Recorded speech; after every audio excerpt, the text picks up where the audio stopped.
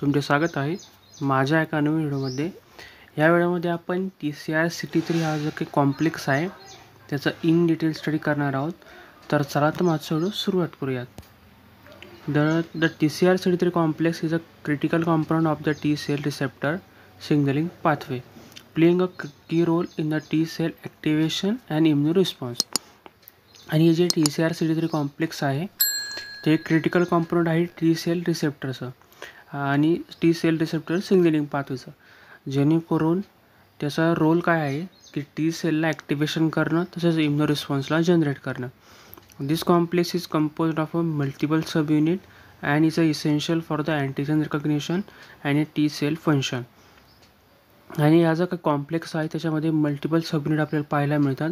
वेगवेगळे 4 sub unit त्याच्यामध्ये एकत्र येऊन जे काही सब युनिट आहेत TCR/CD3 कॉम्प्लेक्स हा तयार होत असतो.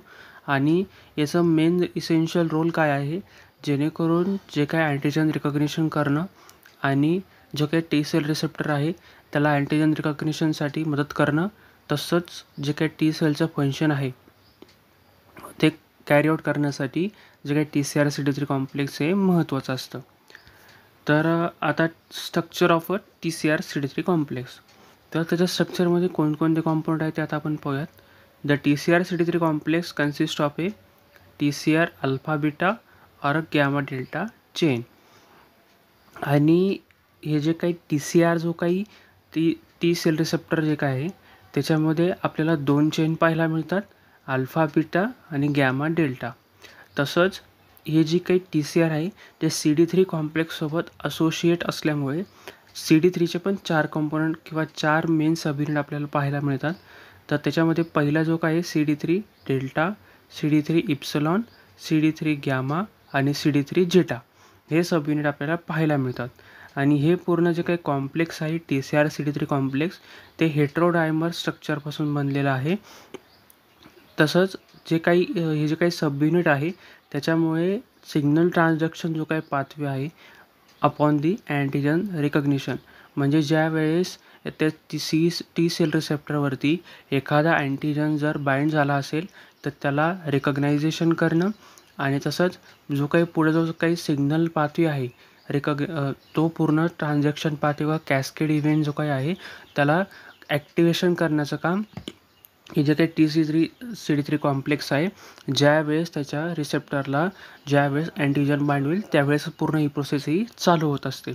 तर मग TCR/CD3 कॉम्प्लेक्समध्ये 2 मेन चेन आहे, 6 मेन चेन आहेत. TCRकडं 2 चेन आहेत आणि CD3कडं 4 चेन सब युनिट आपल्याला पाहायला मिळतात.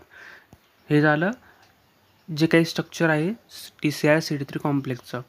तर आता अँटीजन रिकग्निशन म्हणजे त्याचा मेन रोल काय आहे. The TCR/CD3 complex is responsible for the antigen recognition T cell.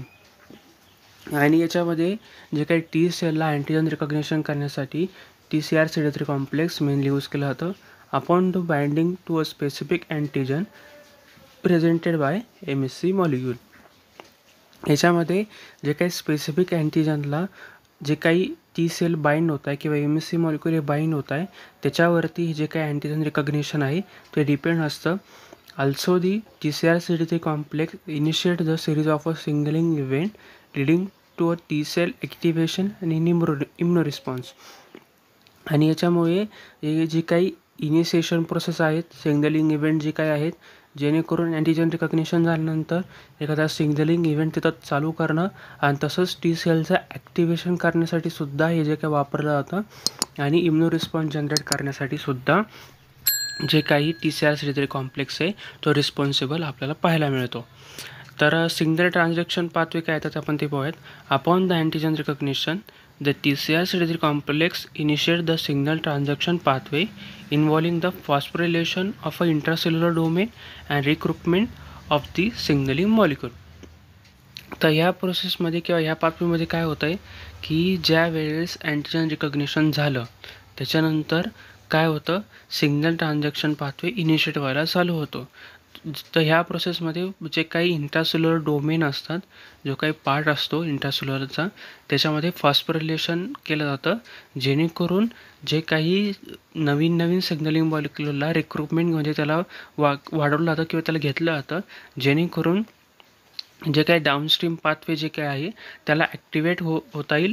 आणि तसंच जे काही अल्टिमेटली जे काही टी सेलचं जे काही फंक्शन आहे ते रेग्युलेट करता येईल, त्यासाठी पूर्ण TCR CD3 कॉम्प्लेक्स हा मदत करत असतो. जेणेकरून एखाद्या अँटीजनच्या अगेन्स्ट इम्युनो रिस्पॉन्स जनरेट करायचा असेल त्यावेळेस हा जो काही सिग्नल ट्रान्झॅक्शन पाथवे आहे तो मेन रोल प्ले करत असतो. तर आता रोल इन इम्युनो रिस्पॉन्स. तर TCR CD3 complex play a crucial role in the T cell activation and subsequent the immune response. आणि T cell ॲक्टिवेशन करण्यासाठी तसंच जे काही इम्युनो रिस्पॉन्स जनरेट करण्यासाठी किंवा ट्रिगर करण्यासाठी TCR CD3 कॉम्प्लेक्स वापरला जातो. आणि सिग्नलला ट्रान्समिट करण्यासाठी, जेणेकरून जे काही टी सेल रिसेप्टर आहे त्याला जर एखादा जर अँटीजन बाइंड झाला असेल तर ते त्याच्या इंटरसेल्युलर डोमेनपर्यंत जे काही सिग्नल आहे तो पोहोचवण्यासाठी जे काही TCR CD3 कॉम्प्लेक्स मदत करत असतं किंवा तो जो काही सिग्नल आहे तो ट्रान्समिट करण्यासाठी मदत करत असतं. तसंच टी सेलचं प्रोलिफरेशनसाठी, ॲक्टिव्हेशनसाठी किंवा एखादा इम्युनो सर्व्हेलन्स करायचा असेल अगेन्स्ट दी पॅथोजनच्या अगेन्स्ट, जर एखादा इम्युनो सर्व्हेलन्स घडून आणायचा असेल किंवा एखादा डिफेन्स सिस्टीम उभे करायचे असेल एखाद्या पॅथोजनच्या अगेन्स्ट, त्याच्यामध्ये सुद्धा TCR CD3 कॉम्प्लेक्सचा खूप मोठा वाटा आपल्याला पाहायला मिळतो. तसंच जे काही टी सेल रेग्युलेशन चे फंक्शन वगैरे काय तर आपण पाहूयात. ज्यावेळेस TCR CD3 हे कॉम्प्लेक्स जे काही रेग्युलेट करायला चालू करतात टी सेलला, त्याच्या डिफरेन्शिएशन आणि त्याच्या ॲक्टिवेशनला, it modulate the activation of threshold of a T cell and influence their response to antigen.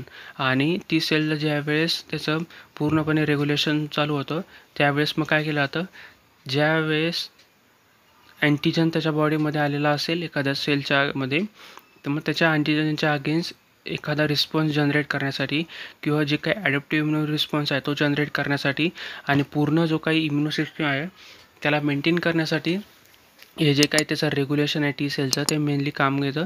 आणि हे जे काही त्याचं रेग्युलेशन कोण आणतं, TCR CD3 कॉम्प्लेक्स. तसंच जर आपण त्याचं क्लिनिकल इम्प्लिमेंटेशन पण जर पाहिलं तर ज्या वेळेस हे जे काही डिसरेग्युलेशन होतं TCR CD3 कॉम्प्लेक्समध्ये, त्याच्यामुळे जे काही इम्युनो रिलेटेड डिसऑर्डर असतील, त्याच्यामध्ये जे काही ऑटो इम्युनिटीज असतील किंवा इम्युनो डिफेन्सेस असतील त्याच्यावरती खूप परिणाम मिळतो. आणि हे जे काही कॉम्प्लेक्स स्ट्रक्चर आहे त्याचा जर पुढं आपण पूर्णपणे स्टडी जर केला तर त्याच्यामुळे जे काही टार्गेटेड थेरपीसुद्धा आपण याच्यामुळे जनरेट करू शकतो किंवा डेव्हलप करू शकतो, जेणेकरून जर त्या ऑटो इम्युनो डिसीजला किंवा इम्युनो डिफेन्सेन्सीसला जर आपल्याला पूर्णपणे इन्व्हेड करायचं असेल किंवा एक्झिबिट करायचं असेल, पूर्णपणे त्याला काढून टाकायचं असेल, तर त्यावेळेस त्या डिसीजच्या अगेन्स्ट वेगवेगळे जे काही थेरपीज वगैरे असतील किंवा टार्गेट थेरपी आपण TCR CD3 कॉम्प्लेक्समुळे ज्यावेळेस आपण त्याचा पूर्णपणे स्टडी करतो त्या कॉम्प्लेक्सचा, मग त्याचा वापर करून आपण वेगवेगळ्या टार्गेट थेरपी त्या पॅथोजनच्या अगेन्स्ट किंवा त्या डिसीजच्या अगेन्स्ट आपण वापरू शकतो. तसंच जर आता ह्या पूर्णपणे कन्क्लुजन पाहिलं TCR CD3 कॉम्प्लेक्सचं, तर मेन कन्क्लुजन हे जे आहे की एक तो प्लेयर आहे, तो मेन रोल काम करत असतो, जेणेकरून टी सेल सिग्नलिंग होत आहे, तसंच इम्युनो रिस्पॉन्ससाठी जनरेट होतं. आणि हा सेंट्रल हब मानला जातो, जेणेकरून याच्याद्वारे अँटीजन रिकग्निशनसुद्धा होतं आणि सिग्नल ट्रान्झॅक्शन पाथवेसुद्धा याच्यामुळे रन होतो आहे. आणि हे जे काही पूर्णपणे रेग्युलेशन वगैरे आहे टी सेलचं, याच्यामुळे तसंच अँटीजन रिकग्निशन आहे, सिग्नल ट्रान्झॅक्शन पाथवे आहे, याच्यामुळे वेगवेगळे जे काही थेरापेटिक असेल किंवा एखादा टार्गेट जर करायचं असेल अँटीजनला, तर त्याच्यासाठी जे काही TCR CD3 कॉम्प्लेक्स आहे तो मेन रोल आपल्याला प्ले करताना पाहायला मिळतो. वेगवेगळे आपण वॅक्सिन डेव्हलपमेंट करू शकतो. तसंच जर पूर्णपणे त्याला डिस्ट्रॉय करायचं असेल अँटीजनला किंवा त्या डिसीजला, तर त्यासाठी TCR CD3 कॉम्प्लेक्सचा खूप मोठा वाटा आपल्याला पाहायला मिळतो. तसंच जर तुम्हाला ह्या TCR CD3 कॉम्प्लेक्सचे पूर्णपणे इन डिटेल जर तुम्हाला नोट्स पाहिजे असेल तर डिस्क्रिप्शनमध्ये मी प्रोव्हाइड केलेले आहे, तुम्ही ते नोट्स वाचू शकता. तसंच आणि हा व्हिडिओ तुम्हाला जर इन्फॉर्मेटिव्ह वाटला असेल नक्की या व्हिडिओला लाईक करा, शेअर करायला विसरू नका. चला भेटूया पुढच्या व्हिडिओमध्ये.